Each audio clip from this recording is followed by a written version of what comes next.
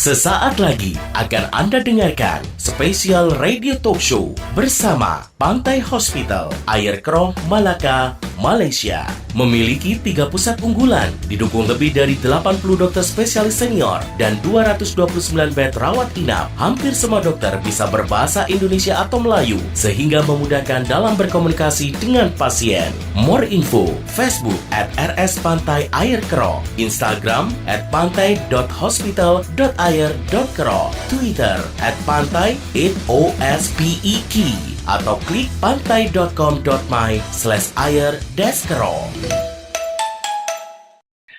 Selamat pagi sahabat Sonora semuanya. Kita ada di program Talk Show Sonora pastinya.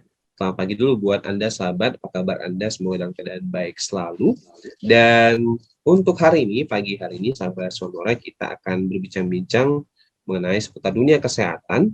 Yang pastinya kita akan ngobrol-ngobrol bersama Dr. Syangker Gunarasa dari Rumah Sakit Pantai Ayer Keroh, Malacca. Nah, sahabat Sonora, kita hari ini akan bicara banyak soal penyakit hernia, khususnya untuk Dr. Syangker Gunarasa.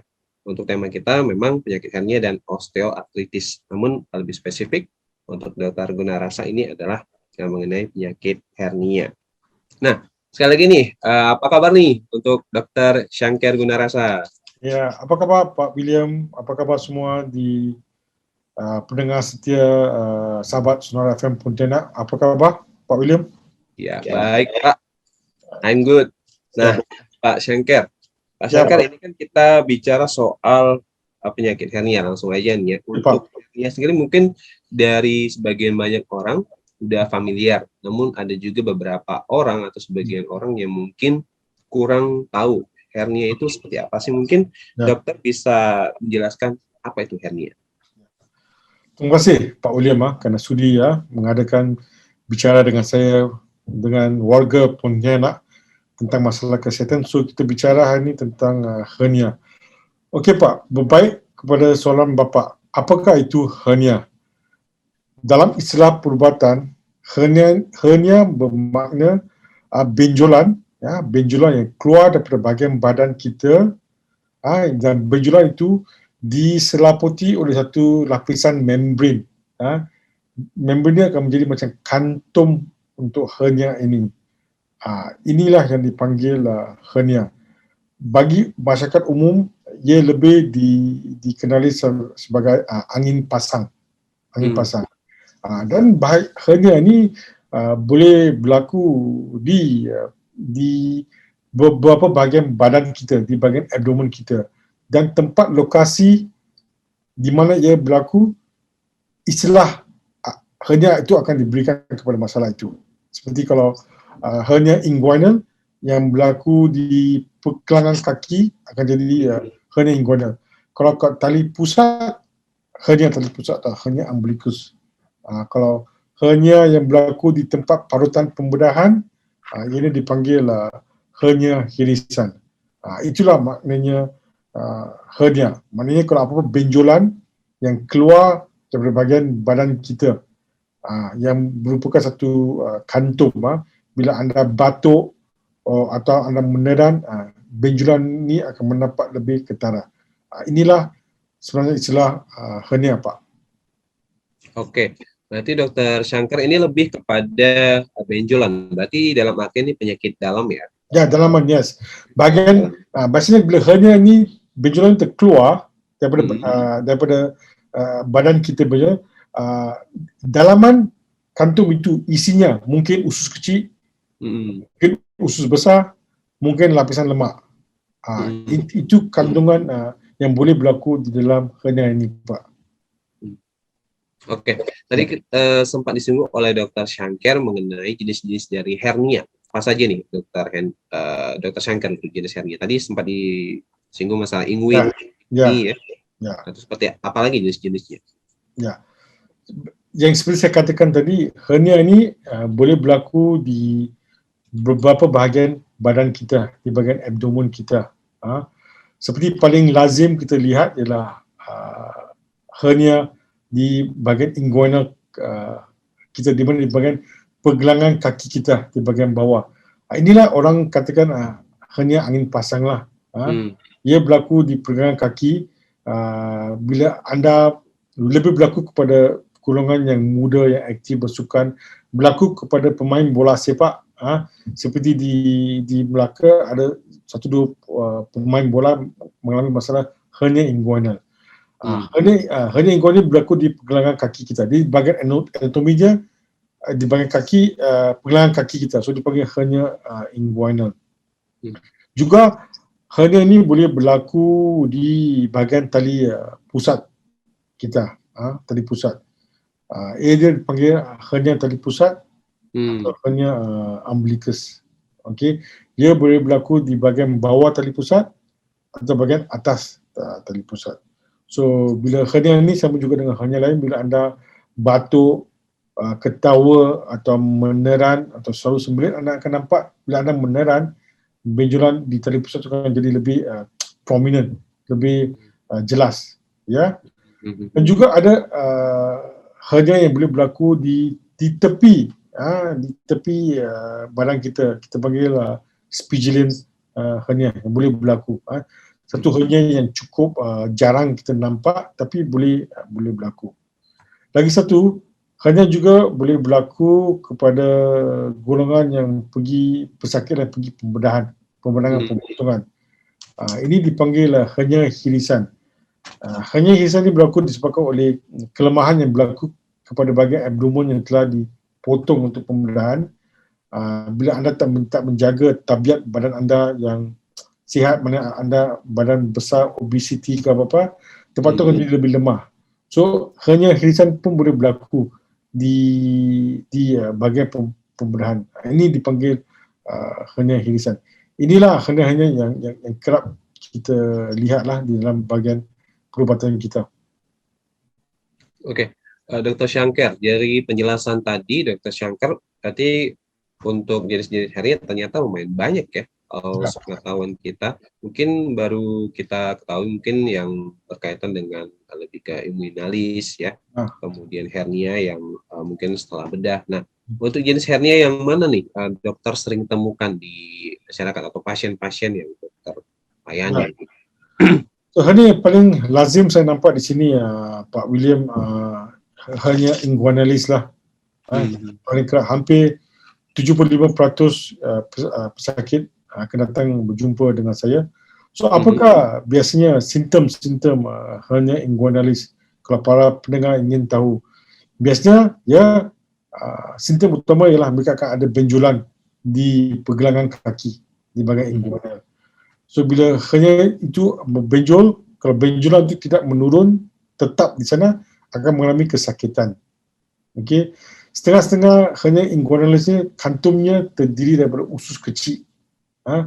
Usus kecil itu masuk ke dalam, terjadi tersumbat. Maknanya anda bila makan tak ada selera, perut jadi kembung sebab berlaku penutupan bahagian usus itu, blockage usus itu. So makanan tak boleh lalu. So anda mungkin muntah, perut kembung.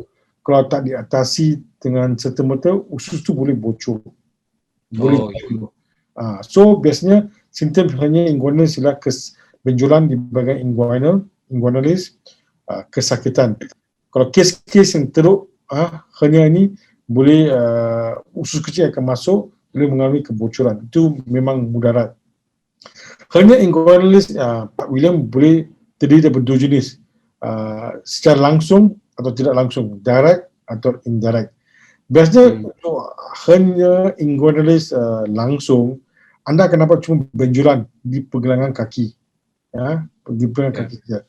Tapi berlainan pula dengan hernia inguinalis tidak langsung, di mana hernia ini akan melalui saluran di mana testis telah melalui dalam pergerakannya masa dalam keadaan janin, masa dalam keadaan fetus dalam janinnya. Bila itu berlaku, hernia ini boleh melalui tempat yang sama sampai ke kantung buah zakar. Hernia tidak langsung ni kadang-kadang boleh membesar sampai boleh masuk ke dalam kantung buah zakar. So bila setengah-setengah pesakit datang berjumpa dengan saya, mereka akan menunjukkan kantung buah zakanya cukup besar. Kalau kita periksa nampak kandungan hernia inguinalis. Kadang-kadang usus kecil, kadang-kadang usus besar pun boleh masuk ke dalam kantung buah zakar. Berarti ini lebih itu ya, Dr. Shankar, lebih ke sudah mengarah ke penyakit kelamin gitu ya? Ya, macam penyakit kelaminnya. Anda tiba-tiba nampak kenapa kelamin saya tiba-tiba buah zakar saya kantungnya jadi besar. Maknanya boleh salah satu sebab lah. Satu sebab bila mungkin hernia inguinalis langsung. Ya. Usus dalam. Oke. Dr. Shankar, tadi kan sudah dibahas mengenai inguinalis yang juga banyak terjadi di masyarakat atau pasien-pasien yang dokter layani, Dr. Shankar layani ya. Nah, untuk tadi sempat disinggung masalah hernia irisan ya, tadi sempat disinggung di awal oleh Dr. Shankar. Ini yang pengetahuan saya, yang pernah saya dengar bahwa hernia ini baik dialami oleh penderita-penderita yang pernah menjalani pembedahan ya, Dr. Shankar. Betul, Pak. Betul. Itu terjadi, Dr. Shankar. Biasanya hernia irisan ini berlakulah kepada pesakit-pesakit yang telah menjalani pembedahan. Bila pembedahan dilakukan di abdomen kita, ia akan menyebabkan bahagian itu menjadi lemah. Lemah sebab kita dibedah, bahagian telah diasingkan akan menjadi lemah. So kalau kita tak menjaga badan kita, macam jadi obes, kelemahan itu akan jadi lebih ketara. Akan ada banyak ruang kosong terbuka dan hernia daripada kandungan ke dalam daripada abdomen kita akan terkeluar melalui jurang-jurang pembedahan itu. Itulah berlakunya hernia irisan. Kerap berlaku bila menjalani pembedahan yang besar, hernia irisan, kerana hernia irisan ni cukup besar dan lebih menyusahkan lagi bila terpaksa dibuat pembedahan kerana banyak usus-usus akan melekat di dalam bahagian lapisan abdomen kita. Bila kita buat pembedahan untuk meleraikan hernia irisan ni, boleh berlaku kecederaan kepada usus, boleh berlaku. So bagi saya banyak melakukan pembedahan hernia irisan ini, dan juga saya juga membuat hernia irisan operasi cara laparoskopik, cara keyhole surgery. Ya, di mana saya menggunakan laparoskop, bubur laparoskop ke dalam dan menggunakan lapisan macam jaring, mesh untuk menutup bahagian kebocoran di dinding tu. Cara laparoskopik, maknanya tak ada kesan calah. Cuma calah pembedahan lama ada, cuma saya guna cara laparoskopik, tebuk lubang kecil, guna kamera, tengok bumbung abdomen, lapisan. Kalau ada lubang ke apa-apa, saya akan tutup dengan jaring. Kalau ada usus melekat kat bumbungnya, saya akan cuba leraikan dengan cara laparoskopik. Itu pembedahan laparoskopik yang banyak saya lakukan, Pak William, di rumah sakit Pantai Kro, Pak. Oke, baik, kita jeda dulu sebentar, Dr. Shankar ya. Kita lanjut lagi di segmen kedua. Nah, sahabat Sonora juga nanti kita akan lanjut membahas mengenai hernia, dan nanti tadi sudah dijelaskan mengenai hernia irisan. Selanjutnya kita akan membahas mengenai hernia yang lain seperti inguinal. Nanti kita akan sambung di segmen berikutnya. Tetap bersama kami di Talkshow Sonora. Jangan kemana-mana, spesial radio talk show bersama Pantai Hospital, Ayer Keroh, Malacca, Malaysia akan kembali sesaat lagi. More info, Facebook @RS Pantai Ayer Keroh, Instagram @pantai.hospital.ayer.keroh, Twitter @pantai8ospek, atau klik pantai.com.my/ayer-keroh. I am Dr. Shankar Gunarasa. I am a colorectal surgeon. I've been in practice for 20 years. As a colorectal surgeon, I deal a lot of benign and malignant diseases with regards to the gastrointestinal system. I specialize in laparoscopic surgery. Laparoscopic surgery is a minimal invasive procedure where small incisions are made over the abdomen, and with the help of fiber optic camera and laparoscopic instruments, we are able to visualize the abdominal cavity. The benefits of laparoscopic surgery includes lesser scars on patients, less pain, early bowel functions, early mobility, and hence early discharge from the hospital. If you have any questions with regards to the gastrointestinal system, do drop me a message or an email. I'll be more than happy to assist you.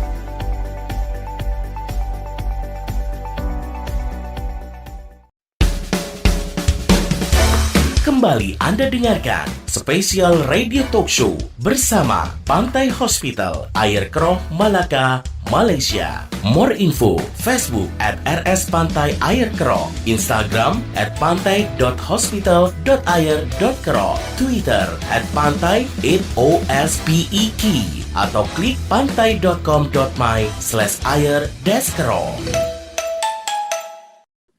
Oke, sahabat Sonora, kita sambung lagi perbincangan kita di Talk Show Sonora, masih bersama Dr. Syangker Gunarasa dari Rumah Sakit Pantai Air Keroh, Malacca. Nah, ini untuk membahas mengenai penyakit hernia dan osteoartritis. Namun kali ini bersama Dr. Syangker kita akan membahas mengenai hernia. Ya. Nah, tadi menyambung dari pembicaraan kita tadi, Dr. Syangker, mengenai hernia irisan. Kali ini saya juga ingin tahu, boleh dijelaskan tentang hernia inguinal. Mengingat hernia ini paling lazim dokter tangani atau dokter rawat ya di Rumah Sakit Pantai Air Keroh, Malacca. Ini gimana nih? Apa pengertiannya, Dr. Syangker? Yalah, hernia inguinalis memang hernia inguinalis memang rawatan hernia yang paling kerap saya lakukan di Rumah Sakit Pantai. Hampir 75% kes hernia ni memang hernia inguinalis. So hernia inguinalis ni ada dua jenis, Pak William. Hernia inguinalis langsung dan tidak langsung. So hernia inguinalis langsung ni disebabkan oleh benjolan yang berlaku di bahagian inguinalis. Benjolan saja. Benjolan saja. Tapi berlainan dengan hernia inguinalis tidak langsung, di mana benjolan ini akan melalui saluran atau terowong yang pernah dijalani oleh testis atau buah zakar bila susunan pesakit dalam keadaan janin, masa dia kecil dan juga saluran testis itu melalui tempat hernia kena kantung. Itulah tempat biasanya benjolan itu akan melalui terowong yang sama sampai ke kantung buah zakar. So hernia inguinalis kadang secara langsung boleh membengkak, benjolan dia akan turun ke bawah kantung buah zakar kita. So itulah perbezaan hernia inguinal langsung dan tidak langsung. So kadang-kadang hernia inguinal tidak langsung ni, benjolan ni yang masuk ke dalam kantungnya kadang boleh berisi dengan usus kecil atau usus besar. Itulah. Dan ianya memang sedikit rumit untuk dirawati berbanding dengan hernia inguinalis langsung, Pak. Oke. Kadang-kadang memang hernia inguinal ini memang banyak menyerang laki-laki, Pak. Mungkinkah juga pernahkah mendapatkan pasien wanita, Pak, untuk inguinal? Ya, hernia inguinal boleh berlaku untuk perempuan juga. Lebih boleh berlaku, tapi jarang berlaku di wanita lah. Lebih kerap berlaku untuk lelaki ya. Terus untuk penyebabnya sendiri, Dr. Syangker, apa nih penyebab dari hernia inguinal? Biasanya hernia inguinal ini disebabkan oleh beberapa faktor lah, Pak William. Antaranya ialah faktor yang boleh menyebabkan kelemahan di dalam abdomen kita, lapisan abdomen, di mana seperti obesiti, orang yang berbadan besar, gemuk, banyak lapisan. Ini akan memberi sedikit kelemahan di bahagian lapisan. Di abdomen kita ini memang ada banyak lapisan. So, bila kita badan jadi besar, gemuk, lapisan ini akan terbuka. Lepas tu benjolan akan keluar dari abdomen. Orang yang obes. Atau orang yang apa-apa yang kita buat yang boleh meningkatkan tekanan pressure di dalam abdomen kita. Tekanan, apa saya maksudkan dengan menambahkan tekanan di dalam abdomen kita. Kalau kita sering sembelit, bila anda sembelit, anda meneran, betul tak? Anda meneran. So ini akan memberi tension ke dalam abdomen kita. Kalau ini kerap berlaku, anda boleh mendapat hernia inguinalis, boleh berlaku. Kalau anda ada parutan pembedahan, boleh berlaku hernia irisan juga disebabkan tekanan ini. Anda selalu sembelit, Anda selalu meneran. Sama juga dengan kaum lelaki yang ada masalah prostat yang besar, susah untuk membuang kencing. Anda terpaksa meneran untuk kencing. Sebab anda terpaksa meneran, anda terpaksa menekan di dalam abdomen kita, itu boleh berlaku hernia inguinalis. So saya ada banyak pesakit yang masalah prostat orang tua, dia selalu prostat besar sampai menghimpit seorang kencing. So bila nak kencing itu selalu meneran lama. Berlaku untuk beberapa bulan, kerap berlaku disebabkan oleh faktor meneran ini. Kadang-kadang hernia irisan, hernia inguinalis boleh berlaku, Pak. Ya, inilah salah satu faktor yang kerap terjadi untuk masalah hernia ni, Pak. Oke, baik. Tadi kan sempat disinggung masalah sebab-sebab dan tanda-tanda tadi sempat disinggung oleh Dr. Shankar ya, yaitu sembelit ya salah satunya tanda-tanda yang mungkin ditimbulkan dari hernia inguinal ya. Dr. Shankar. Ya. Itu gimana tuh untuk tanda-tanda lainnya, Dr. Shankar? Apakah juga ada kaitannya dengan prostat? Itu gimana? Ya memang, seperti saya katakan tadi, memang masalah prostat. Kalau prostat anda besar, bila susah nak kencing, bila anda cuba meneran, boleh terjadi tekanan pressure di dalam abdomen kita yang boleh menyebabkan anda mendapat hernia inguinalis, Pak. Selain daripada itu, benda-benda orang-orang yang kerja keras, Pak, macam pekerja buruh atau sering mengangkat benda-benda berat, benda berat untuk beberapa tahun. Ini angkatan berat ini boleh mendapat hernia inguinalis. Saya ada pesakit yang selalu suka pergi gym, budak-budak muda, angkat benda-benda berat semua. Tiba-tiba dapat hernia inguinalis. Sebab anda membuat exercise yang terlalu stres, berat, berat. Boleh lari kemana tuh, Dr. Shankar? Larinya kemana kalau kita angkat berat tuh? Terus kenapa bisa bukan semua jenis exercise gym yang boleh menyebabkan ni, Pak William. Macam kita buat, tahu tak exercise macam squats, yang anda meneran ke bawah macam tu, squats, itu boleh menyebabkan hernia inguinalis. Saya ada 1-2 pesakit yang ke bawah ya.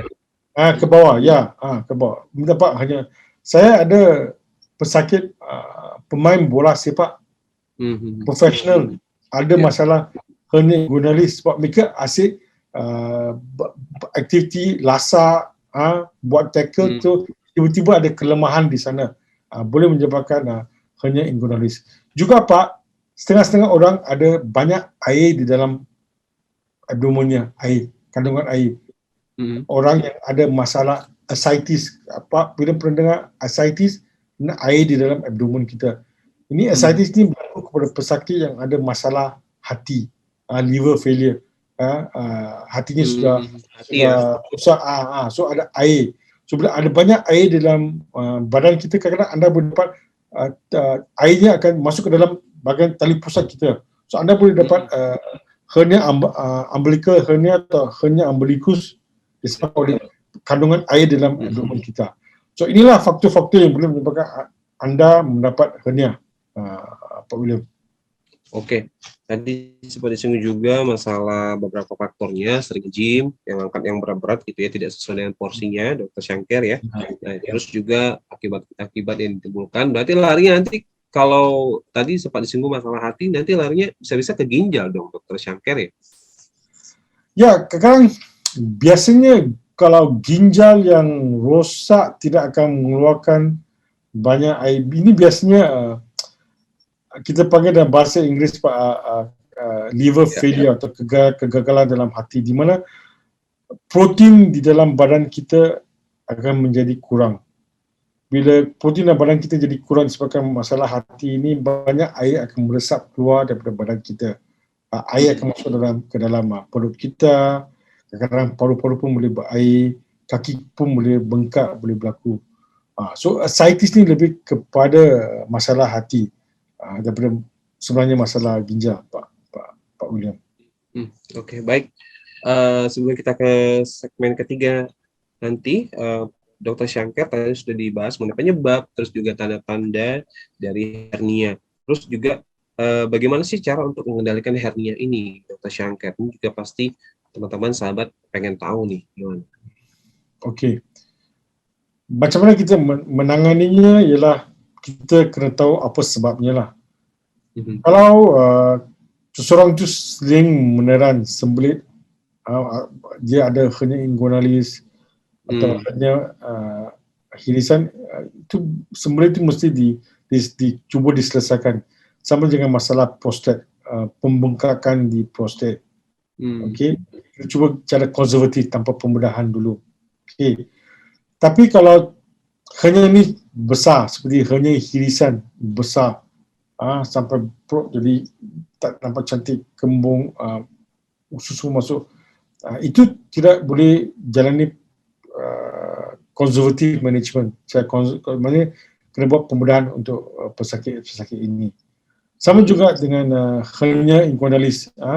Kalau hernia itu kecil, tidak memberi apa-apa masalah, tidak memberi masalah kepada aktiviti seharian, kita boleh pantau, tak payah buat pembedahan. Atau kita ada hernia berat, tali pinggang hernia, kita panggil, di pasaran. Anda boleh gunakan hernia berat itu untuk menggunakan benjolan di bahagian hernia inguinalis. Tapi Pak William, kebanyakan kes hernia ini biasanya terpaksa dibedah lah. Sebab ini sudah melarat biasanya. So pembedahan terpaksa dilakukan. Tapi bagi saya, kalau pesakit itu ada hernia inguinalis atau hernia hirisan atau hernia umbilicus, saya kalau mereka obesiti berat badan besar, saya galakkan mereka kurangkan berat badan hampir 10% lah, supaya pembedahan itu akan lebih sukses. Nanti kalau kita buat pembedahan untuk mereka tetap lagi badan besar, masalah ulangan boleh berlaku. So kita cuba buat cara macam ni, Pak. Kita cara seboleh-boleh cara konservatif tanpa pembedahan, tapi kebanyakan kes hernia ni memang terpaksa dibedah lah, Pak William. Banyak kasus harus dibedah gitu ya. Untuk melihat endoskopi juga. Laparoskopi. Semua dulu memang hampir 20 tahun lalu kita buat pembedahan secara potongan, Pak William. Tapi sekarang dengan pemodenan pembedahan, bagi saya lah di rumah sakit Pantai Aikro, semua hernia, kalau saya katakan hernia hirisan, biasanya saya akan tengok keadaan pesakit itu. Kalau hirisannya satu jenis di mana kesan pembedahan cala satu cala saja, saya akan cuba buat cara laparoskopi. Kalau dia ada banyak pembedahan, banyak usus melekat, saya tak ada ruang nak bubuk skop saya akan buat cara pembedahan terbuka. Tapi hampir semua kes-kes hernia umbilicus atau spigelian atau hernia inguinalis, saya akan buat cara laparoskopik dahulu. Saya akan buat cara laparoskopik. Jarang dengan parsial ya. Memang spesial Pak. Kesan parutnya kecil saja Pak. Kecil saja, tapi nampak kesan parut dia.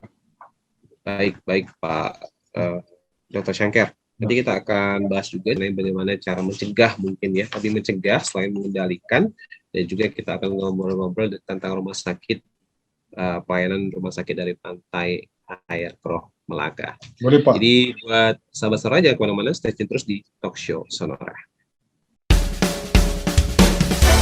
Jangan kemana-mana, spesial radio talk show bersama Pantai Hospital, Air Keroh, Malaka, Malaysia akan kembali sesaat lagi. More info, Facebook @RS Pantai Air Keroh, Instagram @pantai.hospital.air.keroh, Twitter @pantai8ospek, atau klik pantai.com.my/air-keroh.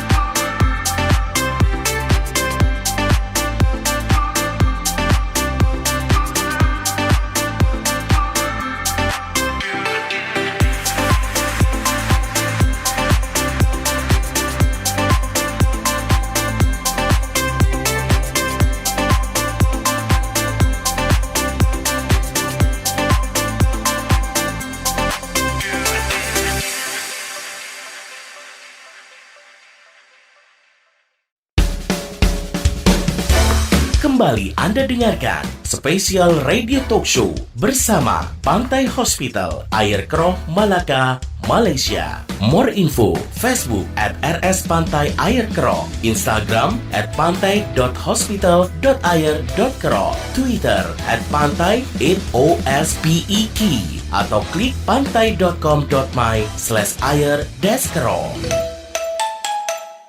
Ya, sahabat Sonora di mana saja berada, kita tadi sudah sama-sama berbincang mengenai penyakit hernia. Karena tema kita adalah mengenal penyakit hernia dan osteoartritis. Jadi, sahabat Sonora, di segmen ketiga kali ini kita akan berbincang bersama Dr. Fabian Chong Tian Fook. Ini Dr. Fabian ini adalah juga sama-sama beraktivitas melayani pasien di Rumah Sakit Pantai Air Keroh, Malacca, Malaysia pastinya ya. Dan saat ini sudah terhubung dengan kita juga Dr. Fabian. Sahabat sore, kita langsung saja menghubungi Dr. Fabian yang sudah siap bersama kami di Zoom. Selamat pagi Dr. Fabian. Selamat pagi. Halo. Ya, kabarnya sehat ya? Oke, semua bagus. Baik. Nah, Dr. Fabian, tadi kan di segmen sebelumnya kita sudah membahas mengenai penyakit hernia dan kali ini mengenal penyakit dari osteoartritis.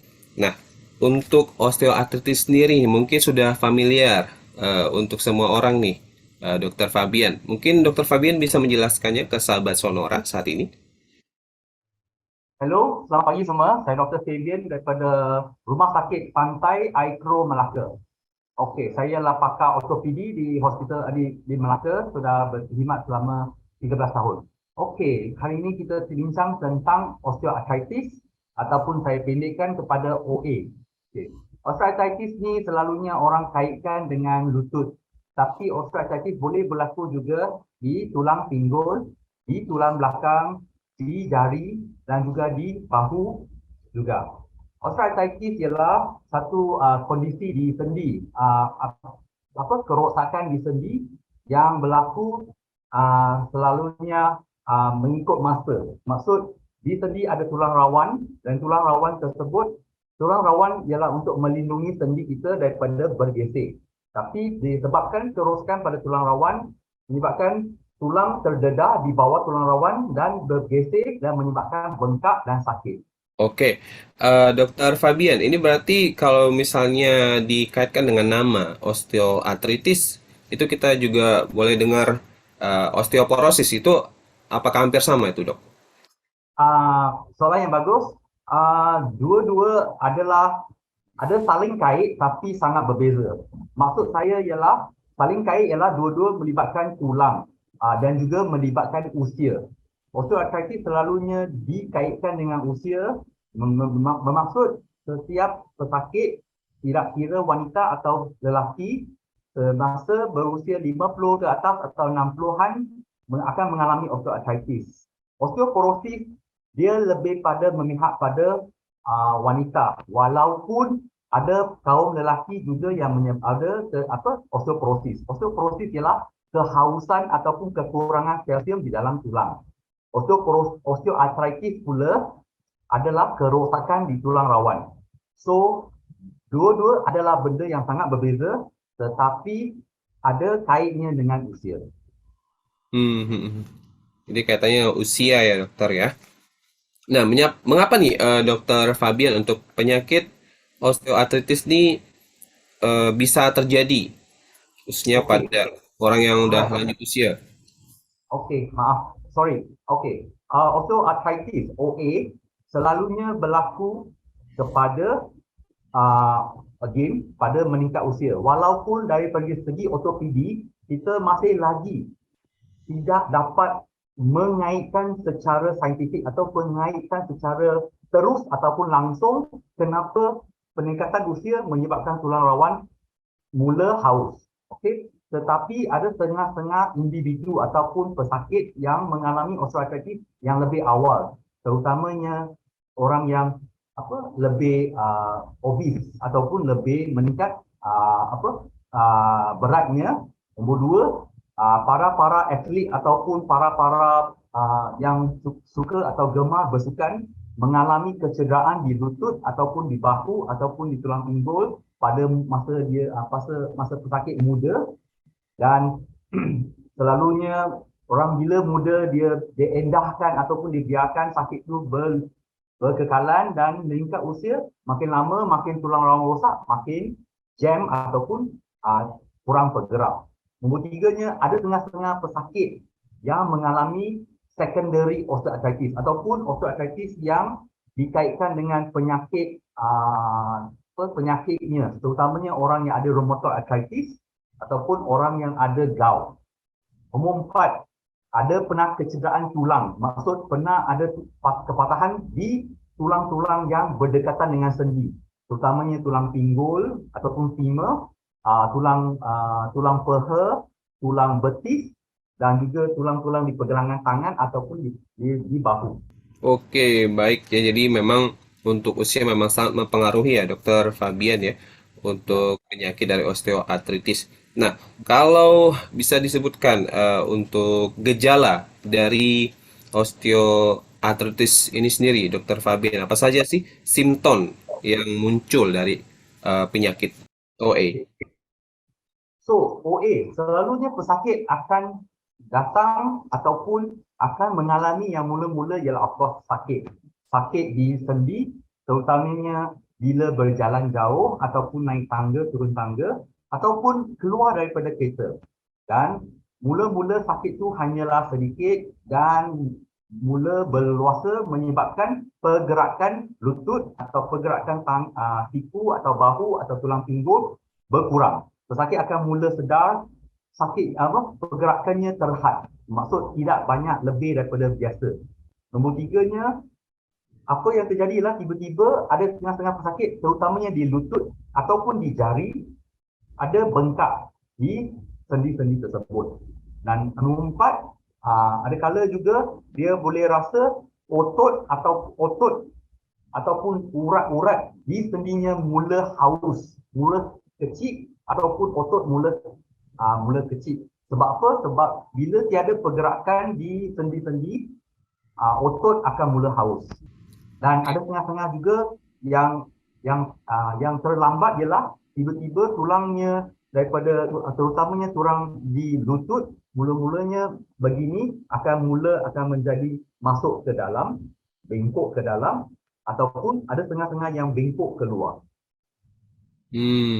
Oke.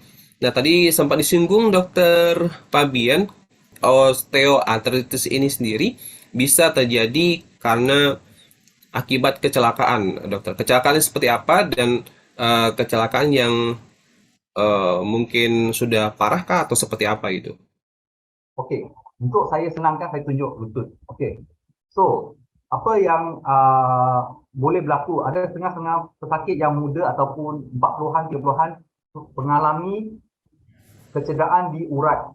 Ini namanya ligamen depan, belakang dan juga di tepi. Okey. So bila ada kecederaan ligamen dan juga kecederaan, kalau ditengok di sini adanya meniscus.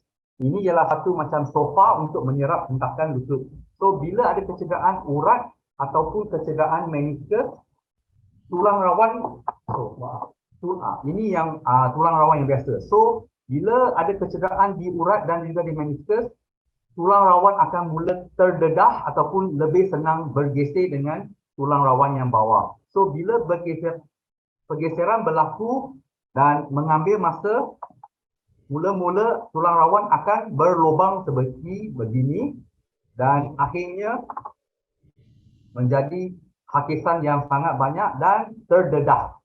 Bila lebih banyak tulang rawan terdedah, lebih banyak geseran, lebih sakit pesakit, lebih bengkak, lebih ada setengah-setengah cakap tadi, boleh bengkok. Dan juga kalau ada patah di tulang bawah dengan atas juga menyebabkan kerosakan di tulang rawan. Oke, Dokter Fabian tadi sempat disinggung masalah tulang rawan. Memang berarti kalau osteoartritis ini memang lebih banyak menyerang tulang rawan, berarti. Oke, baik. Nah, Untuk penderita atau pesakit sendiri, Dokter Fabian dari OA ini sendiri, kapan nih bisa memeriksakan dirinya ke dokter? Okey, kebanyakan pesakit yang mengalami OA, osteoarthritis, jarang datang ke doktor melainkan sakit tersebut sudah tidak dapat dirawat, sudah dapat ditahan. Pesakit sudah tidak boleh tahan sakitnya. Adapun ada setengah-setengah pesakit yang terbaca di media sosial ataupun di berita ataupun di mana-mana buku yang terbaca tentang osteoarthritis akan datang pada doktor. Selalunya bila datang pada doktor, kita akan mula-mula tanya tentang bagaimana osteoarthritis itu berlaku. Okey, macam seperti saya tanya yang tadilah, ada kecederaan di masa muda, ada pernah patah ataupun ada pesakit yang ada rheumatoid arthritis ataupun gout.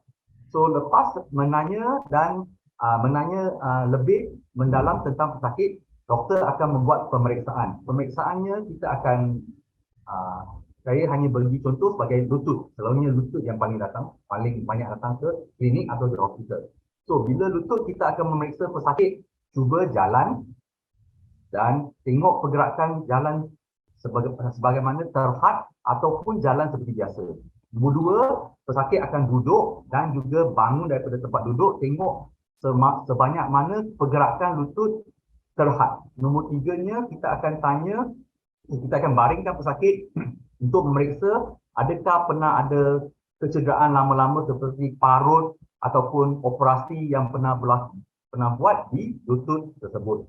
So selepas itu kita akan membuat X-ray ataupun dalam bahasa Indonesia X-ray ialah Röntgen. Cek ini ya, seperti sensor.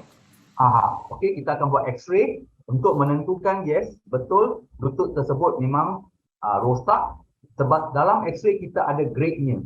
Dan kita daripada X-ray kita boleh membuat grade 1, 2, 3, 4. Kalau grade 4 disyorkan kalau boleh pesakit tolong membuat operation. Kalau grade 1 ke 2 ada rawatannya untuk memberi makanan. Makan ubat ataupun fisioterapi. Berarti ini osteoartritis ini Dokter Fabian harus memeriksakan juga bagian dalamnya ya, nggak hanya dari gejala, tidak hanya gejala luarnya, tapi harus gejala dalamnya, harus di cross check juga berarti Dokter Fabian. Yes, sebab again ada setengah-setengah pesakit yang ada masalah darah yang lain seperti rheumatoid arthritis ataupun gout. Ada juga setengah-setengah pesakit yang buah pinggang rosak juga boleh senang dapat osteoarthritis dan juga osteoporosis. So bila tulang dah mula kurang kalsium, tulang tersebut akan jadi bengkok lebih senang dan juga osteoarthritis boleh berlaku. Ada juga setengah-setengah pesakit yang tidak bernasib baik, dia datang terus ke hospital dengan ada kuman di lutut. Kuman selalunya pesakit tersebut sakitnya sangatlah nyeri, sangatlah teruk dan juga pernah ada demam dan juga ada kala pernah ada lelehan daripada lutut. Itu ialah osteoarthritis yang sangat teruk. Maksud operasi hanya untuk mengeluarkan apa-apa kuman di lutut. Meletakkan besi semua belum lagi. Oke, berapa lama tuh Dokter Fabian untuk proses pemeriksaannya untuk pesakit? Selalunya pemeriksaannya senang sebab selalunya apa yang saya buat ialah di klinik semasa pesakit dipanggil, saya akan buka pintu dan tengok pesakit bangun daripada tempat duduk di luar dan jalan ke tempat saya. So saya sudah dapat tahu daripada sana bagaimana pergerakan pesakit dan juga bagaimana pesakit bangun daripada tempat duduk. Lepas tu sebelum pesakit duduk, saya akan memeriksa pesakit duduk sendiri dan tengok keseluruhan lututnya, lepas tu baring. Dan juga lepas tu selepas menanya perihal pesakit ataupun pesakit ada masalah kesihatan yang lain, kita akan buat X-ray. Lepas tu, so selalunya proses ini boleh mengambil daripada 15 hingga 20 minit. 15 sampai 20 menit ya. Ya. Oke. Nah, sekarang nih Dokter Fabian, untuk para pesakit sendiri gimana sih untuk bisa untuk merawat atau mengendalikan dari osteoartritis ini? Atau paling tidak pencegahannya macam mana tuh? Dr. Fabian? Selalunya mencegah adalah baik, tapi osteoartritis itu seperti kencing manis dengan darah tinggi. Kadang-kala ada setengah-setengah pesakit yang tidak nasib baik, dia boleh mendapat osteoartritis lebih muda daripada kawan-kawannya ataupun saudaranya. Okay. Nombor duanya, bila osteoartritis dah berlaku, seperti yang saya cakap tadi, kita mengikut pada aktiviti pesakit. Maksud, adakah pesakit seorang yang aktif, seorang yang suka berjalan-jalan, bersiar-siar, ataupun suka melancong, ataupun pesakit yang suka jogging selalu setiap pagi, ataupun pesakit ialah seorang yang aktif yang masih lagi nak bersukan secara beriadah secara kuat. So kita ikut pada aktiviti pesakit. Kalau setengah pesakit dia hanyalah sakit sedikit dan X-ray menunjukkan hanya grade 1, ubat sudah cukup dengan exercise ataupun kita panggil fisioterapi, dan juga obat-obatan sudah mencukupi. Tapi ada setengah-setengah pesakit, kalau dia nak lebih, maksud baginya dia nak sakitnya kurang dengan banyaknya, dan ada rawatan lain seperti injection. Injection ialah hyaluronic acid untuk ke dalam lutut untuk mengembalikan gelnya di sana, dan juga ada setengah-setengah pesakit juga kita membuat radio frequency ablation, maksud laser di lututnya untuk mengurangkan sakit di lutut, dan juga dan bila sakitnya kurang dan pesakit boleh membuat apa aktiviti lasak ataupun aktiviti yang gemar dibuatnya. Kalau grade 3 dan grade 4, itulah masanya kita perlu berbincang dengan pesakit lebih mendalam. Maksud, kita akan cuba juga dengan ubat-ubatan, kita akan cuba dengan fisioterapi, kita cuba juga dengan injection. Kalau semuanya tidak cukup untuk pesakit ataupun pesakit masih lagi sakit selepas rawatan tersebut, kita terpaksa syorkan kepada pesakit untuk membuat operasi. Operasinya ialah namanya TKR, Total Knee Replacement. Oke, berarti ada grade-grade-nya itu ya, Yes. Dr. Fabian ya. Sampai grade 4 tadi berarti. Betul. Oke, baik. Terima kasih Dr. Fabian atas bincang-bincangnya kita untuk mengenal apa sih osteoartritis ya. Tadi juga sempat membahas mengenai hernia. Pastinya bersama Rumah Sakit Pantai Air Keroh Melaka yang pastinya menyediakan fasilitas-fasilitas yang baik dan good quality lah pastinya ya, untuk bisa digunakan oleh pasien-pasien yang ada di mana saja dan bahkan di Indonesia juga ya. Baik juga dengar-dengar dokter ya yang sudah berkunjung ke Rumah Sakit Pantai Air Keroh Melaka ya. Buat sahabat Sonora jangan kemana-mana, stay tune terus di Talk Show Sonora. Jangan kemana-mana, spesial radio talk show bersama Pantai Hospital Air Keroh Melaka, Malaysia akan kembali sesaat lagi. More info, Facebook @RS Pantai Air Keroh, Instagram @pantai.hospital.air.keroh, Twitter @pantai8ospek, atau klik pantai.com.my/air-keroh.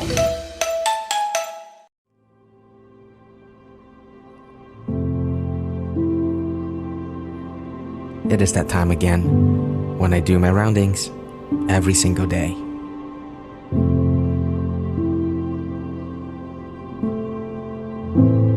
This is Mr. Ronnie. Mr. Ronnie has been staying here for a few days. Oh, his family is here. They brought along a cake as well. Today is Mr. Ronnie's 60th birthday. I'm glad he's doing well. We're happy for him, and we're glad that he's enjoying his stay. Happy birthday, Mr. Ronnie.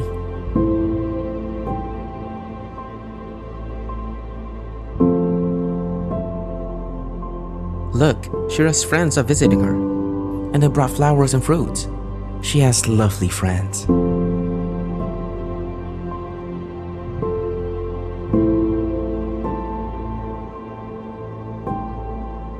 This is Aina and Faris. Faris broke his arm last week, so Aina is taking care of him. He's been staying with us for almost a week now. His arm is recovering too. I hope he be more careful the next time he's on a bike.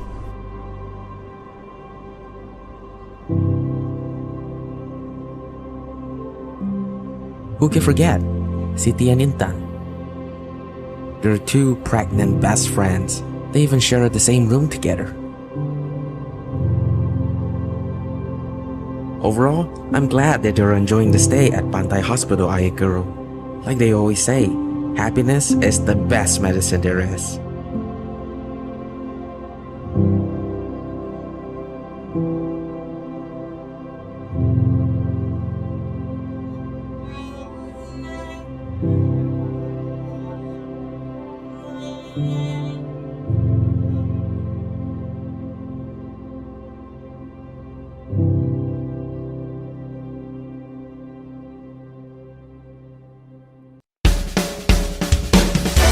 Kembali Anda dengarkan spesial radio talk show bersama Pantai Hospital Ayar Keroh, Malacca, Malaysia. More info, Facebook @RS Pantai Ayar Keroh, Instagram @pantai.hospital.ayar.keroh, Twitter @pantai8ospek atau klik pantai.com.my/ayar-keroh.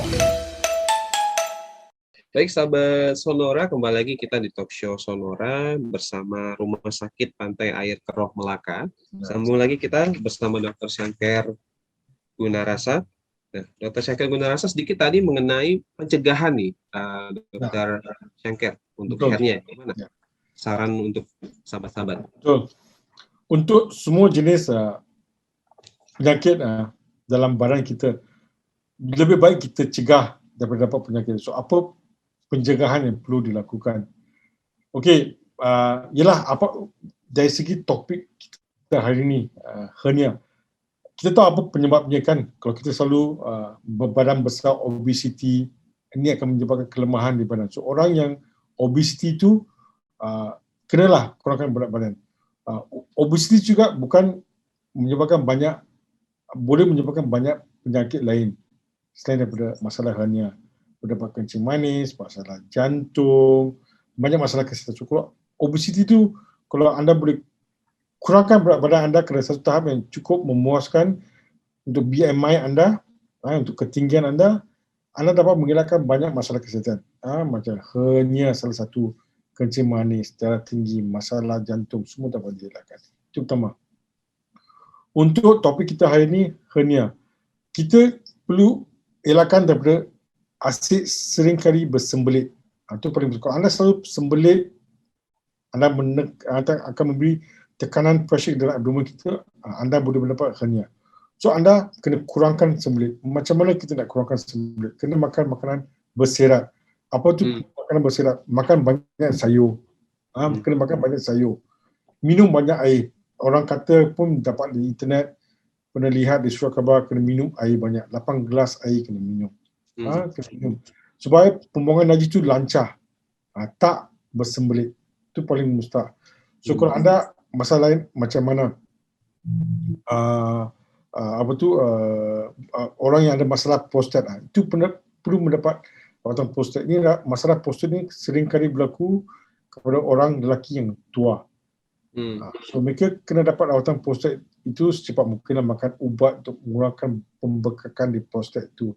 Kalau anda asyik meneran saja untuk kencing, anda boleh dapat hernia inguinalis.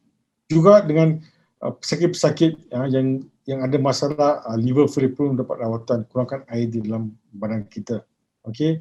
Kalau anda seorang pekerja yang kerja buruh, angkat benda-benda berat, anda kena jaga. Kalau boleh berlaku masalah hernia ni. So inilah faktor-faktor yang sering menyebabkan masalah hernia ni. Bagi hernia hirisan tu, itu paling mustahil lah. So, biasanya hernia hirisan tu banyak bergantung kepada cara doktor yang membantu menutup bahagian abdomennya. Kalau kita tak tutup abdomen dari segi teknikal yang memuaskan, boleh berlaku hernia hirisan. Itu daripada pihak doktor lah, pakai bedah yang menutup luka di sana tu. Itu kita terpaksa buat. Inilah faktor-faktor yang boleh kita gunakan untuk mengurangkan masalah hernia. Ya, Pak William. Baik, Dr. Syangker, kita ngobrol soal Rumah Sakit Pantai Air Keroh Melaka nih. Dari tadi kita sudah sebut-sebut, tapi kita Ya. perlu tahu nih, pelayanan apa saja sih yang ada yang bisa didapat oleh pasien dan fasilitas apa yang bisa didapat oleh pasien di sana, Dr. Shankar? Okey. Rumah sakit Pantai Air Keroh berada di Melaka. Melaka adalah, di Malaysia ada 13 buah negeri atau dalam bahasa Indonesia provinsi. So Melaka berada di tengah-tengah semenanjung Malaysia, dekat dengan Kepulauan Riau. Macam Bengkalis, Pekanbaru, banyak dekat. Anda boleh ambil bot atau berenang boleh sampai ke Melaka. Begitu dekat. Okey. Dekat. So rumah sakit Pantai Air Keroh sudah berada hampir 30 tahun, Pak. 30 tahun. 1987. Satu bangunan yang kecil, sekarang kita ada satu bangunan yang cukup besar yang mempunyai hampir 200 katil. Katil dan juga katil tambahan hampir 50. So hampir 250 katil kita ada. Okay.